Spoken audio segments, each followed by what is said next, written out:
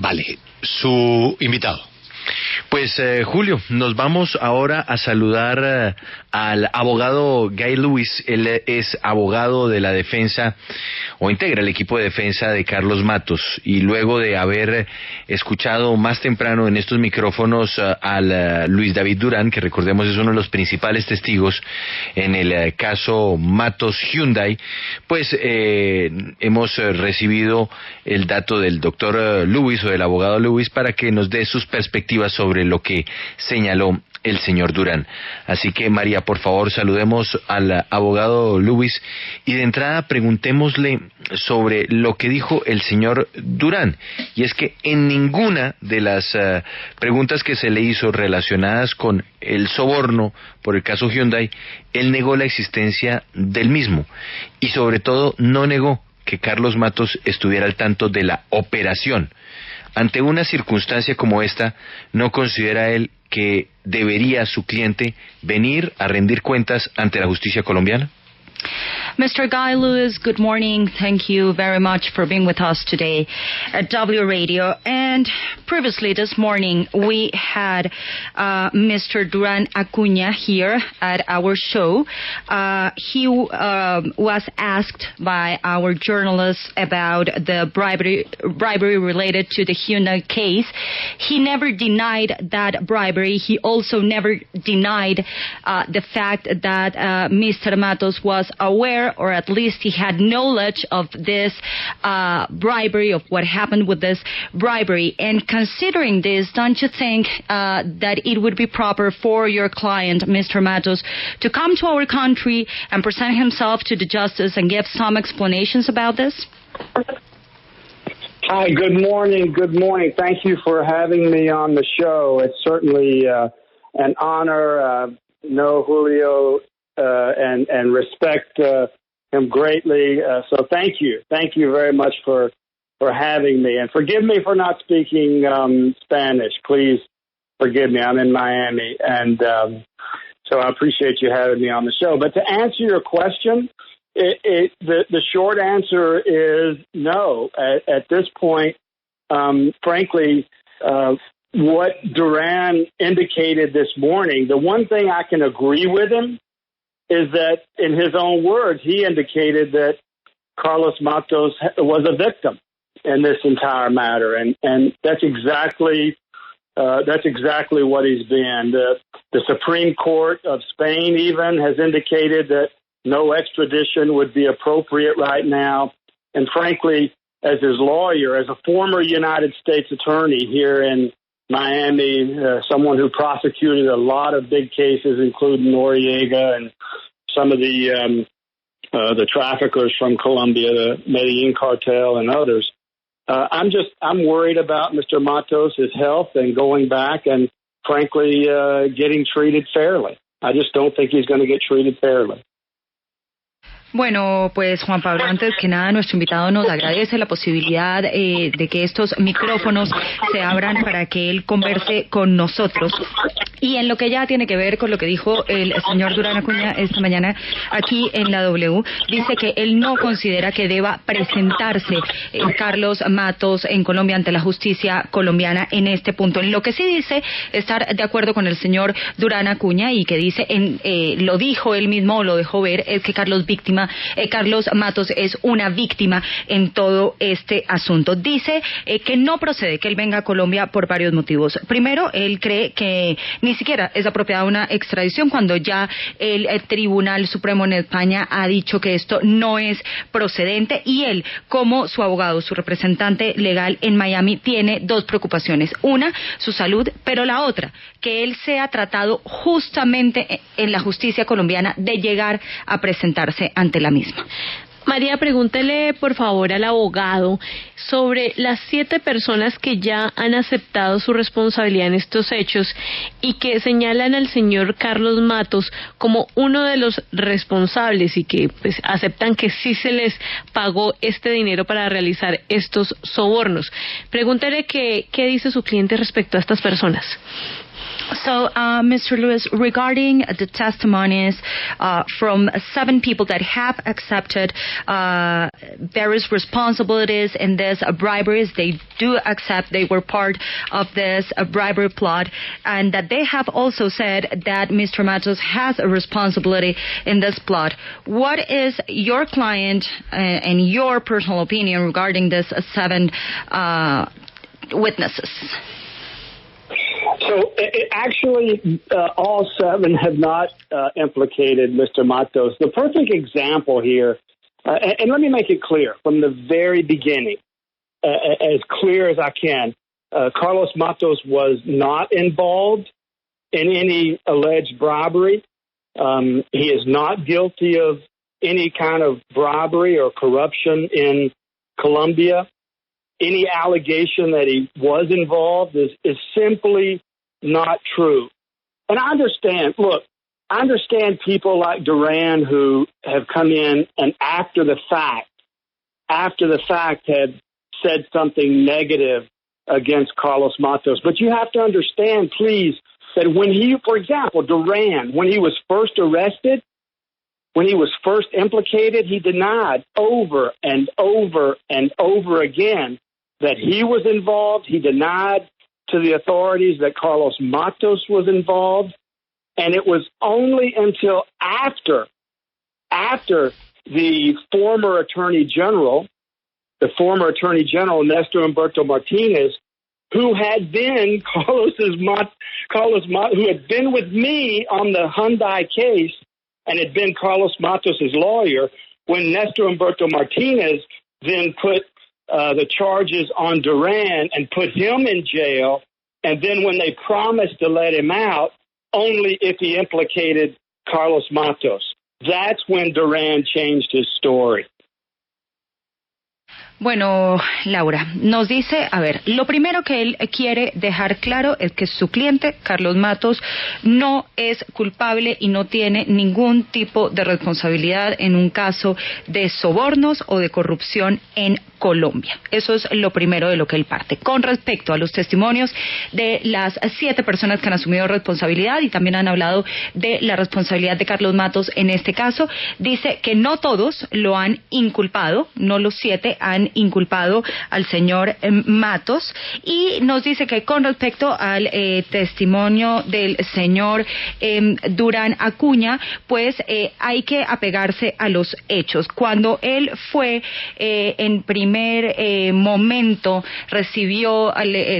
fue nombrado como parte de toda esta trama de corrupción y de sobornos, él lo primero que hizo fue negar que él tuviera algo que ver con esto y negar también la participación de Carlos Mattos. Eso lo hizo en reiteradas ocasiones. Sin embargo, su testimonio cambió una vez el exfiscal general de la Nación, Néstor Humberto Martínez, decidió imputarlo y él terminó privado de su libertad por estos sobornos. Es ahí cuando él decide declarar en contra de Carlos Mattos. Nos dice nuestro invitado Guy Lewis que conoce muy bien a Néstor Humberto Martínez, que trabajaron juntos en el caso Hyundai, porque también fue el exfiscal Martínez representante legal de Carlos Mattos, y que no es sino hasta ese momento, cuando se da esa imputación y esa captura del señor Durán Acuña, que él decide cambiar su testimonio y empieza a hablar de responsabilidades por parte del señor Carlos Mattos.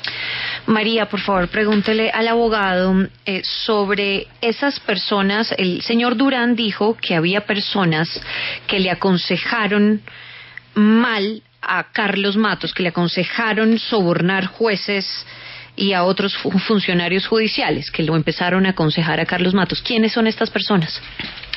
So, Mr. Lewis, this morning Mr. Durán Acuña said that there were some people that suggested Mr. Mattos to start this plot of bribery to different officials at the justice system. That it was something that they sort of advice some people gave to Mr. Mattos. That it was something that he should do to reach some people in the legal system and start these briberies. Do you know to which people was Mr. Durán Acuña referring to? Well, certainly he didn't name anyone, which of course makes me suspicious. I will tell you, for example, that even Judge Huertas, who was in custody for so long, he's continued to deny any allegation of impropriety or bribery. Others have continued to deny it. It's fascinating because the papers that we presented and the lawyers in Colombia presented, including Nestor Humberto Martinez and Lombana and others, the papers that were presented to stop this illegal takeover, that's what it was. Juan El Jure from Ecuador and others, it was an illegal, improper takeover of Mr. Mattos' business. And so we presented the papers in Colombia. They were strong, they were powerful, and that's what caused the judge to stop the importation and to rule in Carlos Mattos' favor. It wasn't because of any corruption. It wasn't because of any bribe. I've known Mr. Mattos as his lawyer for more than 15 years. He's an honorable, he's an honest businessman, and these are frankly false charges that Nestor Humberto Martinez and others have brought to bear on him frankly, to get money out of it. That's exactly why these charges have been brought for these people, Lombana and others, to extort money out of Mr. Mattos.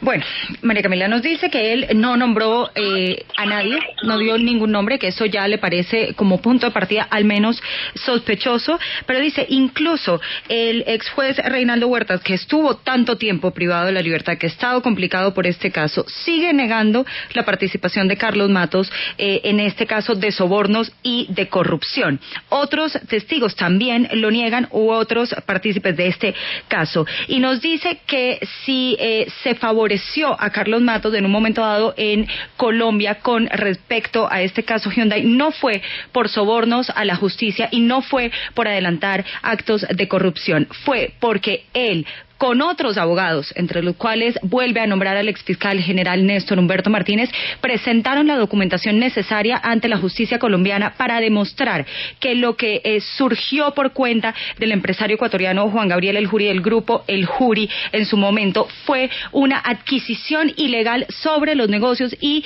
sobre la actividad comercial del señor Carlos Mattos. Entonces, ellos pudieron demostrar con papeles lo que estaba sucediendo, y eso para él acaba con esa posibilidad de decir que fue a partir de actos de corrupción o de sobornos, lo que luego se vio en la justicia colombiana. Yo quiero ir al comienzo de la entrevista, porque él arranca diciendo que el testigo que habló esta mañana dijo que Carlos Mattos era una víctima, y yo no recuerdo en ningún momento que el testigo haya dicho eso. Todo lo contrario. Lo que una y otra vez señaló fue que el señor Mattos había participado en toda esta situación que está siendo que es judicializada. Yo le quiero preguntar, ¿dónde dijo el testigo que Carlos Mattos era víctima? So, Mr. Lewis, let's go back to the beginning of this conversation where we asked you about what Mr. Duran Acuña said to our show this morning. You said that there was one thing that you agreed on with him, that is the fact that Carlos Mattos is a victim in this whole case. But my colleague can't remember in which part of the interview Mr. Duran Acuña said that Carlos Mattos is a victim in this whole case. For the contrary, the whole interview, he was always putting his points on the idea that he was responsible and that he knew about this corruption plot. Well, it's simply just not true. And indeed, if you go back and look at even the initial papers that were filed in Colombia on the original Hyundai case, from there throughout, Carlos Mattos has been a victim of El Jure and these others who have come in and illegally taken over his business. You look at the papers that we filed in Spain. You look at the papers that were filed with the United Nations. Every single time they've condemned this prosecution, They've condemned the way that Carlos Mattos has been treated, and each and every time they've concluded after looking at the evidence. Remember, no one in Colombia has actually reviewed the evidence. But these other courts and these other tribunals, Spain and elsewhere, the United Nations, elsewhere, have all fairly concluded that Carlos Mattos was a victim here. Yes, but Mr. Lewis, we're asking you about that specific part where you told us that Mr. Duran Acuña this morning said here at our show that Carlos Mattos is a victim, because we can't recall the part where he said that. For the contrary, he was always pointing out that he was not a victim, but responsible for this briberies and corruption plot. Yes, the way I heard and again, it's in Spanish. Forgive me if my Spanish is not good enough, but the way I heard the interview was he actually did not implicate. I mean, think of what he did not say. Duran did not say that there's any tapes, there's any other witnesses, there's any videotape, there's nothing that implicates Carlos Mattos except for Duran's testimony. Even the judge before whom they were trying the case denies that he ever received any kind of bribe or anything like that. Mr. Guy Lewis, thank you very much for being with us today at W Radio. We wish you a good day. Thank you for having me. Good luck, and always happy to speak to you. Thank you. Thank you.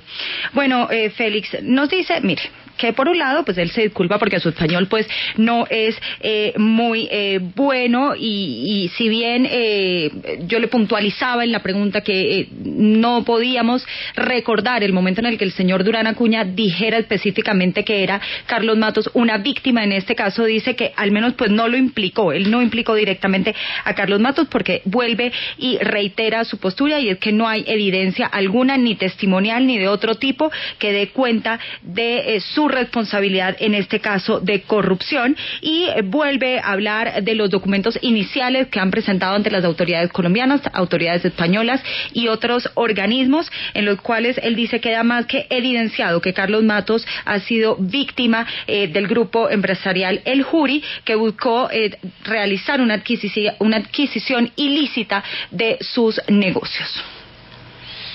Juan Pablo, numeral.